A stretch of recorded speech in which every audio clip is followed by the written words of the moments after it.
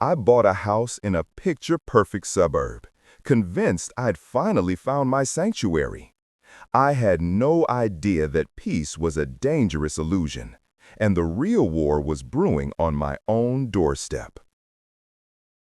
The house was my sanctuary, or at least it was supposed to be. After months of high-stress fieldwork, living out of sterile hotel rooms and anonymous apartments, this little two-story craftsman in the quiet, leafy suburb of Northwood was meant to be my anchor.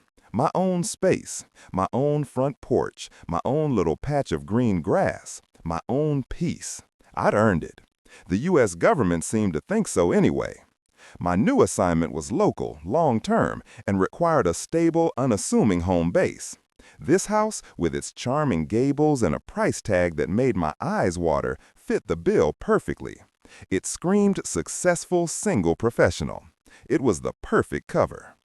The first 2 days were bliss, unpacking boxes, listening to music, ordering takeout from every place in a 5-mile radius.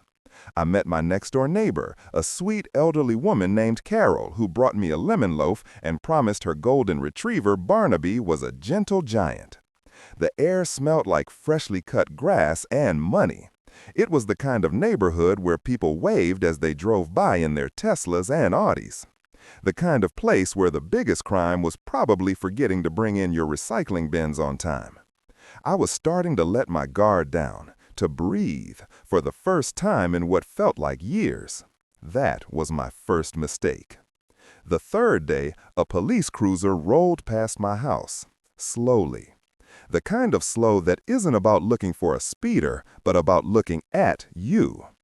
I was on my front lawn, wrestling a large, flat-packed bookcase out of the back of my SUV. I'm 5'9", and I keep myself in peak physical condition, but the box was awkward. I grunted, heaved, and finally slid it onto the grass. As I stood up, wiping sweat from my forehead, I saw the cruiser had stopped at the end of my driveway. The window hummed down. Officer Miller, according to the brass nameplate on his uniform, stared at me from behind a pair of reflective aviator sunglasses. He had a thick neck and a smirk that seemed permanently affixed to his face. "Everything all right here?" he asked. His tone wasn't friendly. It was accusatory. I gave him a tight, polite smile. "Just moving in," I said, gesturing to the box. He didn't smile back. He just scanned me, from my running shoes up to the pineapple-style bun my hair was pulled into. Then his eyes drifted to my car, a late model but not flashy SUV. Then to the house. His smirk tightened. "This is your car?" "Yes, it is." "And you're moving in? Here?" He said the word "here" like it was a private club I'd just tried to crash. "That's right, officer," I said, my voice still even. Years of training kicked in. De-escalate. Be calm. Don't give them anything. My real ID, the one that could end this conversation in about 5 seconds, was locked away in a biometric safe inside. My cover identity, a well-paid marketing consultant named Alicia James, was all he would get. "Huh," he grunted. He got out of the car, leaving the door ajar. He sauntered up my driveway, his hand resting casually on the butt of his sidearm. "Lot of nice houses on this street. People work hard to live here. We like to keep it that way." The implication hung in the air, thick and ugly. I just looked at him, my expression neutral. I faced down cartel enforcers and arms dealers. A power-tripping suburban cop wasn't going to make me flinch. But a cold knot of anger was beginning to form in my stomach. "I work hard too, officer," I said, my voice dangerously soft. He chuckled, a short, humorless sound. "I'm sure you do. Mind if I see some ID, just to verify you are who you say you are?" I knew my rights. He had no probable cause. But I also knew that arguing would only escalate the situation and draw more attention, which was the last thing I needed for my assignment. I walked back to my SUV, pulled my wallet from the glove compartment, and handed him my driver's license. Alicia James. He took it, studying my face, then the picture, then back to my face. He ran his thumb over the laminate as if checking for flaws.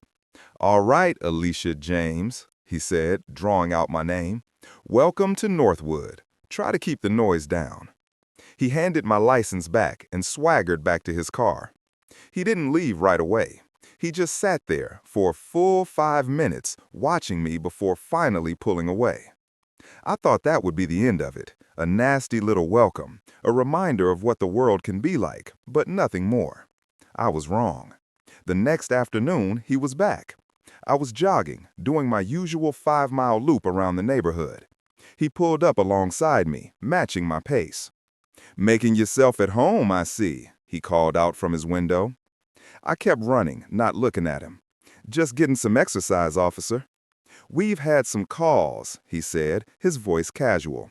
"Reports of a suspicious person casing the neighborhood." I stopped dead in my tracks and turned to face him, breathing hard. "Are you serious?" He shrugged, the picture of false innocence. "Just doing my job, making sure our residents feel safe." "Who called?" I demanded. "Who reported a suspicious person?" His smirk faltered for a second. "That's confidential information. Just be aware we're watching." He tapped his mirrored glasses, then sped off. The harassment continued. Little things. His cruiser parked across the street from my house for an hour at a time. A random stop as I was pulling into my own driveway to check my registration, which he knew was valid.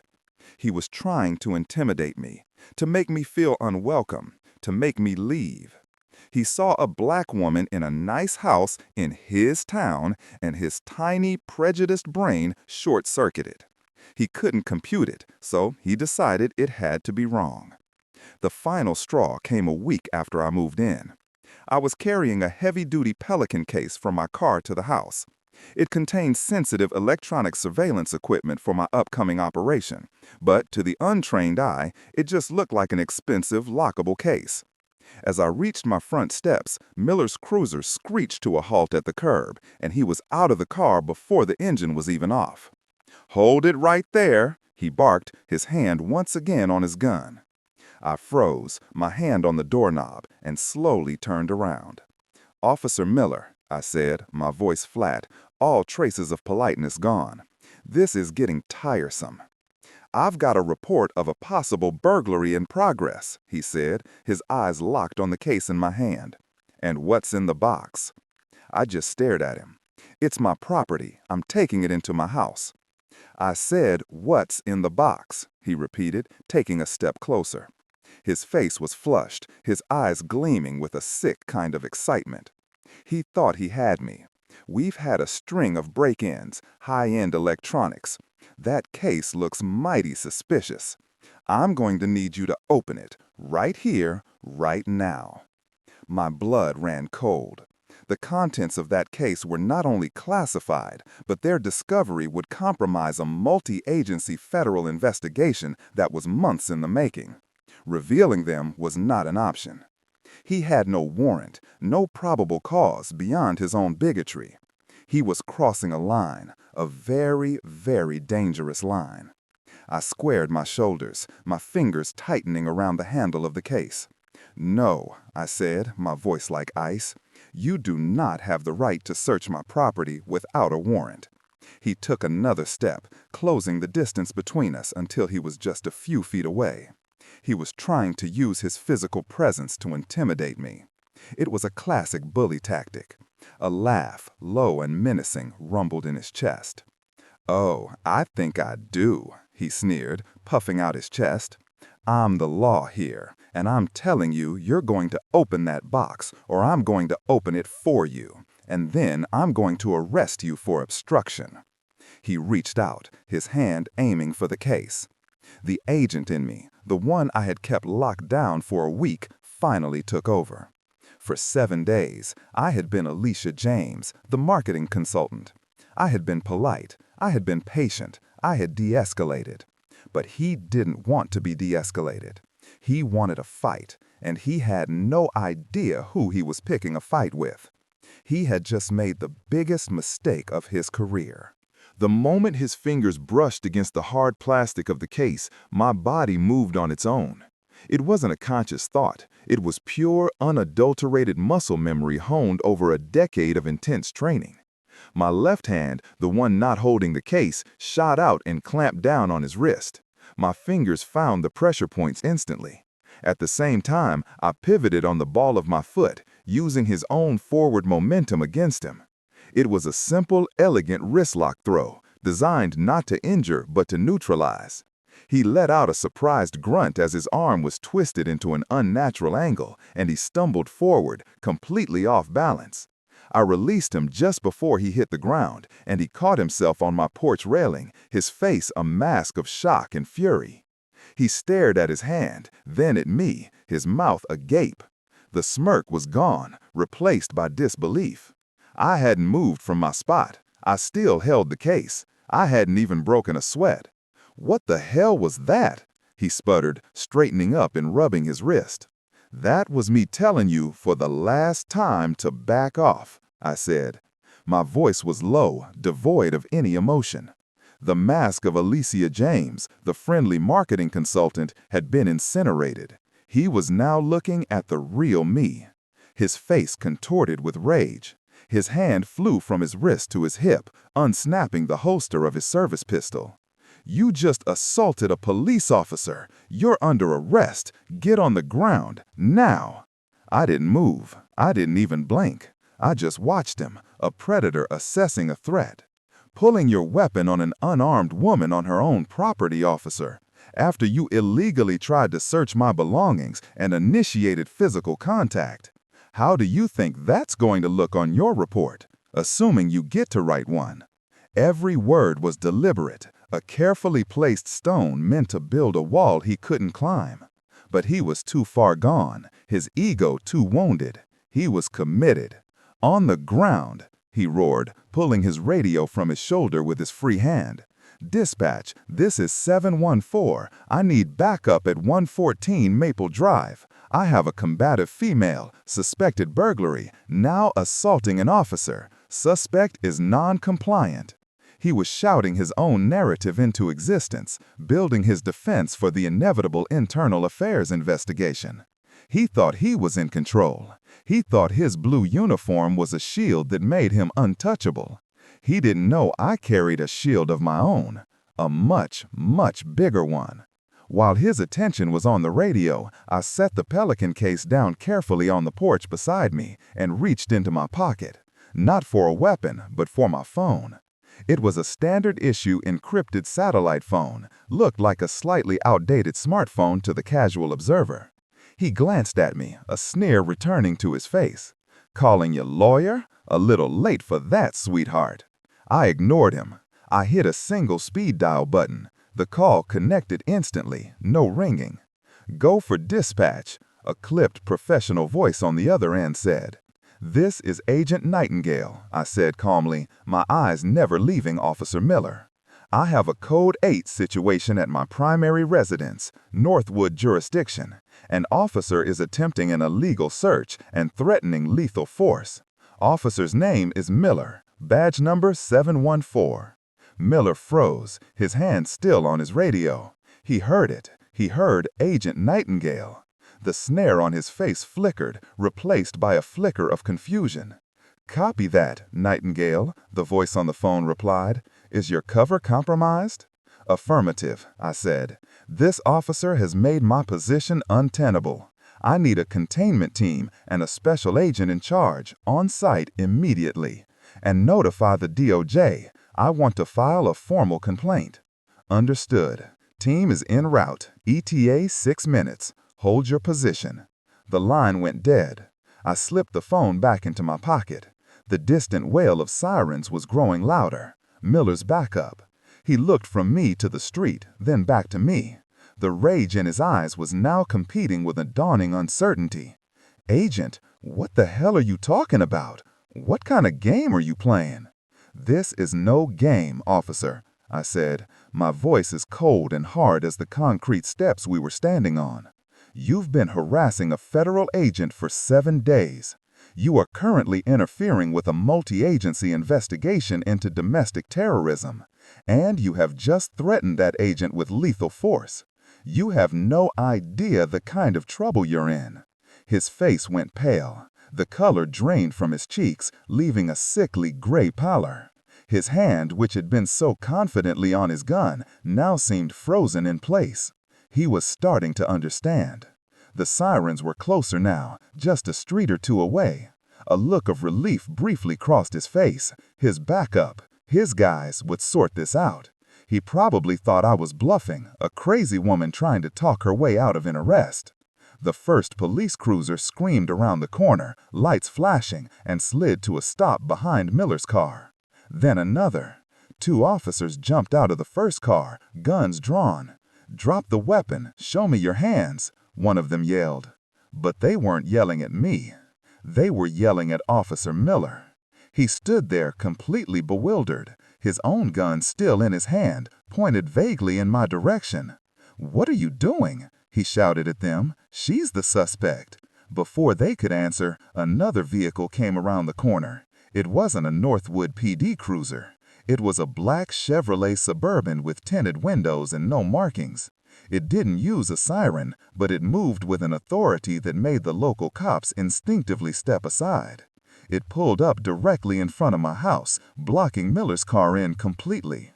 The doors opened. 4 men in dark, immaculate suits stepped out. They moved with a synchronized, fluid grace that spoke of endless drills and real-world experience. They didn't even glance at the local cops. Their eyes, cold and analytical, were all fixed on one person, Officer Miller. The man in the lead, older, with silver hair and a jawline that could cut glass, walked calmly up my lawn. He stopped a few feet away, gave me a brief, almost imperceptible nod, and then turned his full, undivided attention to the terrified, confused local cop. "Officer Miller," the man said, his voice calm but carrying an unmistakable weight of absolute authority. "My name is Assistant Director Thompson, FBI. I think it's time you and I had a little talk." Officer Miller looked as if he'd been struck by lightning. His mouth opened and closed, but no sound came out.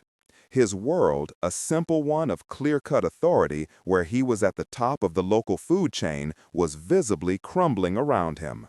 The 2 Northwood cops who had arrived as his backup looked just as stunned.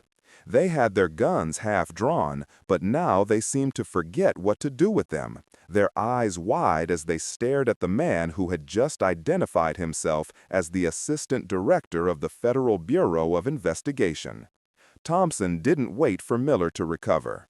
He took 2 more calm, deliberate steps forward, stopping directly in front of him. He was a good 6 inches shorter than Miller, but right now he towered over him like a giant. "Officer," Thompson said, his voice dangerously quiet, "I believe I asked for your weapon and your badge." Miller flinched. He finally found his voice, though it was a pathetic, reedy version of the booming command he'd used just minutes earlier. "On what grounds? I was responding to a call. This woman assaulted me." Thompson's eyes, the color of chips of ice, narrowed slightly. "You were not responding to a call. We've already pulled the dispatch logs. There was no burglary in progress call to this address. There was, however, a call from you claiming you were being assaulted after you initiated an illegal stop and attempted an illegal search. You created this entire situation out of thin air." He paused, letting the words sink in. "Furthermore, you have spent the better part of a week engaging in a pattern of intimidation against a federal officer, compromising a multi-million-dollar multi-agency operation. You have endangered national security for the sake of what? Your own petty prejudices?" Every word was a nail in the coffin of Miller's career. The 2 other local cops had already holstered their weapons and were taking small, shuffling steps backward, trying to physically distance themselves from the radioactive mess that was now their colleague. One of them, a sergeant according to his sleeve, swallowed hard. "Sir," the sergeant began, his voice shaky, we didn't know." Thompson didn't even turn his head. And that's why you too will be returning to your vehicle and waiting for your chief of police to arrive. He's on his way now, and I suspect he's going to have quite a few questions for you about your department's training and supervision protocols." The sergeant's face went white. He and the other officer practically scrambled back to their cruiser, their faces a mixture of fear and humiliation. Now it was just Miller, Thompson, the other agents, and me. Miller was trembling now, a fine tremor running through his hands. The bully was gone. All that was left was a scared, cornered man. "Your weapon, Officer Miller, for the last time," Thompson commanded. With a shaking hand, Miller unbuckled his holster and slowly, awkwardly held out his service pistol, butt first.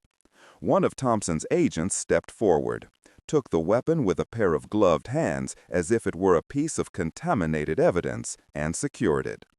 Thompson then reached out and deftly unclipped the badge from Miller's uniform shirt. He held it in his palm for a moment, looking at it with utter contempt before dropping it into his pocket.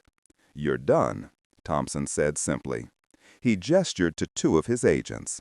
"Escort Mr. Miller to our vehicle. He's going to be answering a few questions downtown." Miller didn't resist. He was like a puppet with its strings cut. The two agents flanked him, each taking an arm, and led him away from my porch, away from the life he knew. As they walked him past me, his eyes met mine for a split second. There was no anger left in them, just a hollow, bottomless abyss of terror. He finally understood. He had picked a fight with the U.S. government, and the U.S. government had just showed up on his doorstep. Once Miller was secured in the back of the Suburban, Thompson finally turned to me. The hard lines of his face softened just a fraction. "Are you all right, Nightingale?" I let out a breath I didn't realize I'd been holding for a week. "I'm fine, sir, just angry. My cover is completely blown. The neighbors saw everything. This house is burned." He nodded, his gaze sweeping over the charming craftsman house that was supposed to have been my sanctuary. "I know. It's a mess. Let's go inside. We need to talk." I unlocked the door and we stepped into the hallway, still cluttered with unpacked boxes. He took in the scene, the picture of a life half assembled. "I read your daily reports," he said, walking into the living room. "The low-level harassment. I should have pulled you. I underestimated his audacity." "You couldn't have known he'd try to pull a stunt like this," I said, leaning against the doorframe. "It was textbook escalation. He felt his authority was challenged, so he manufactured a felony to put me in my place." "It's more than that," Thompson said, his voice grim. He pulled out his own secured phone and tapped the screen a few times. He stared at it for a moment, his brow furrowed. The air in the room grew heavy. "When you called in the Code 8, I had my team run Miller's full jacket. Not just his police record. Everything. Financials, known associates, online footprint, the works." I stood up straighter. This was more than just a debrief about a compromised cover. A cold feeling, a familiar premonition that things were about to get much, much worse began to creep up my spine. "And?" I prompted. He turned the phone around and showed me the screen. It was a file, a digital dossier. It showed Officer Miller's picture, the same smirking face from his driver's license. But below it was a web of connections, a spider-like chart of names, locations, and encrypted communications. And in the center of that web was a symbol I knew all too well. It was the insignia of the Aryan Vanguard, the domestic terror cell I had been sent to Northwood to investigate. My heart hammered against my ribs. It felt like the floor had dropped out from under me. All the interactions, all the taunts, all the random stops replayed in my mind, but now they were cast in a sinister, terrifying new light. Thompson looked at me, his eyes grave. This wasn't random, Agent. He wasn't just some bigoted beat cop who didn't like his new neighbor. He took a deep breath. "Officer Dale Miller is one of them. In fact, according to our intel, he's their local head of security. The words hit me like a physical blow. Head of security. It wasn't just a random act of racism from a power-tripping cop. It was calculated. It was targeted. From the very first moment he rolled his cruiser up to my driveway, he wasn't just hassling a black woman, he was probing the defenses of a potential threat. He didn't know who I was, not specifically, but he knew I didn't belong. He saw a new face, an outsider in his carefully controlled territory, and his job was to vet, intimidate, and if necessary, eliminate any perceived risk to his organization. The Aryan Vanguard wasn't just some fringe group of loudmouths. They were sophisticated, organized, and deeply embedded in the community. And I had just moved into the house directly across the street from their primary local meeting spot. The community center, I breathed, the realization dawning on me. The Northwood Civic Hall. It's a block away. Thompson nodded grimly. That's their hub. They hold town hall meetings there twice a month. It's how they recruit, how they fundraise. Miller's position in the police department gave them carte blanche. He could run plates, check records, provide security, and divert any real law enforcement attention away from their activities. And I moved right into his backyard, I said, a bitter laugh escaping my lips. I thought this neighborhood was the perfect cover. Quiet, affluent, unassuming? It was, Thompson interrupted, his voice firm. That's why they chose it too. Nobody looks for terrorists in a suburb with a median income of $200,000 and award-winning schools. They hide in plain sight. I paced the living room, my mind racing, reevaluating everything. The sweet old lady next door, Carol, with her lemon loaf and her golden retriever. Did she know? Was she a part of it? The friendly waves from passing Teslas. Were they genuine, or were they acknowledgments between members of a secret, hateful society? The whole idyllic suburban facade was cracking, revealing a rotten core beneath. My sanctuary had been a snake pit from the very beginning. The case, I said, stopping abruptly. He was so fixated on the Pelican case. He didn't just think it was stolen electronics. He thought it was something else. He thought it was hardware, Thompson confirmed, reading my thoughts. He thought you were a rival operator or maybe law enforcement setting up a listening post. His job was to find out. Forcing you to open it was a test. If you opened it and it was just cameras or something, he'd arrest you on some trumped-up charge to get you out of the neighborhood. If you refused, well, he got his answer either way. My blood ran cold. If I had been just a regular citizen, Alicia James, he would have ruined my life just to protect his racist club. He would have arrested me, maybe even planted something to make the charges stick. He held all the cards, or so he thought. What's the play now? I asked, my professionalism kicking back in. The shock was receding, replaced by a cold, focused anger. My cover is blown, the house is burned, but Miller is in our custody. He's a key piece of their infrastructure. We can leverage this. We already are, Thompson said. He gestured for me to follow him to the window. We looked out at the street. The Northwood PD cruisers were gone. The chief of police had arrived, had a very short, very tense conversation with Thompson on my lawn, and had left with his tail between his legs, his 2 officers in tow. Now only the FBI Suburbans remain, silent and imposing. But across the street and down the block, I started to notice them. New cars, a plumber's van that had been parked for 20 minutes with no one getting in or out. A woman walking her dog for the 3rd time in an hour, her eyes constantly scanning the street. They know, I said. They saw him get taken. They're watching. Let them watch, Thompson said with a thin smile. While they're all focused on the house their head of security got snatched from, our other teams are moving into position. We're executing the warrants, all of them, tonight. My heart leaped. This was it. The culmination of months of work, the reason I was here in the first place. The entire cell? Every last one of them, he confirmed. We're hitting 6 locations simultaneously across the county. The community center, their primary weapons cache at a self-storage facility, and the homes of their 4 key leadership figures. Miller was number 5. His arrest was the starting gun. A surge of adrenaline coursed through me. I wanted to be out there. I wanted to be part of the takedown. Sir, I want in. My cover is blown. I can't do surveillance anymore. Put me on one of the entry teams. Thompson looked at me, a long, appraising look. Nightingale, you've been the target of a week-long harassment campaign that culminated in a Class A felony assault. You're the victim here. You should be standing down.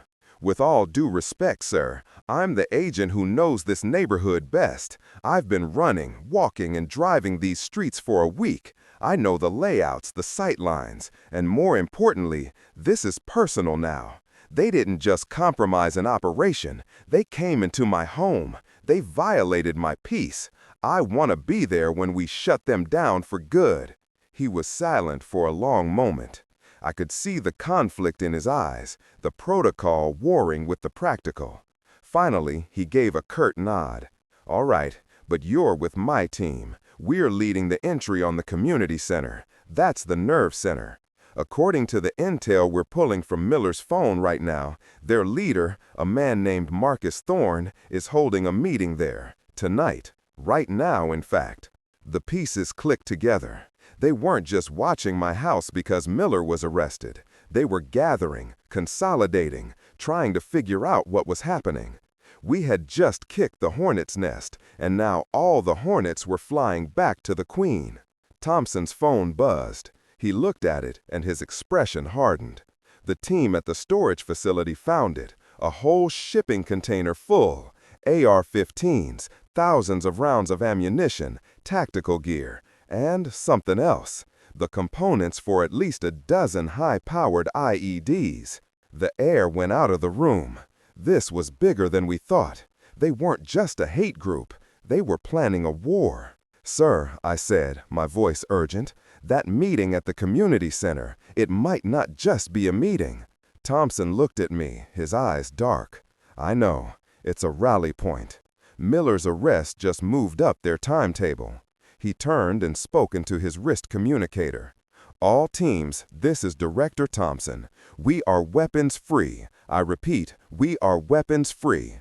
Execute warrants on my command. We move in 3 minutes. He looked back at me.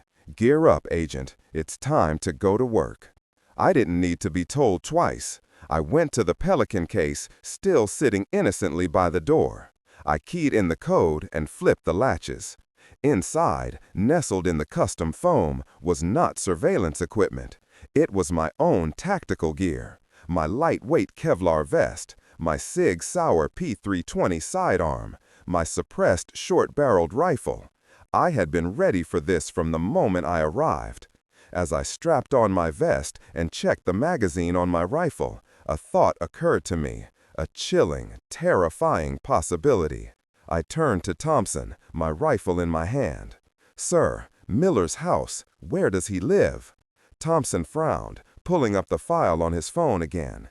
He scrolled down. 121 Maple Drive. Why? I felt the blood drain from my face. 121 Maple Drive. I knew that house. I had passed it every single day on my morning jog. It was directly next door, not across the street, next door. It was the home of a sweet elderly woman named Carol who brought me a lemon loaf and owned a gentle giant of a golden retriever named Barnaby. Thompson saw the look on his face and immediately understood. Next door? He asked, his voice a low growl. The woman who brought me a welcome gift, I said, my voice barely a whisper. The image of her smiling, grandmotherly face, the warmth of the still fresh lemon loaf in my hands, flashed in my mind. It was the perfect disguise, the disarming face of pure, unadulterated evil. Barnaby, the gentle giant, was he trained? An early warning system? Every seemingly innocent detail of the last week was now recontextualizing itself into something monstrous. "Get a team on that house, now," Thompson snapped into his communicator. "Silent entry. I want her and anything inside secured 5 minutes ago. Nightingale, you're with me. We're still hitting the center." My mind was reeling, but my training held fast. There was no time for shock. I slammed a magazine into my rifle, the metallic click echoing in the half-empty house. Carol. She hadn't been a friendly neighbor. She had been a lookout, a handler maybe. She'd been watching me, reporting on my routines, my schedule.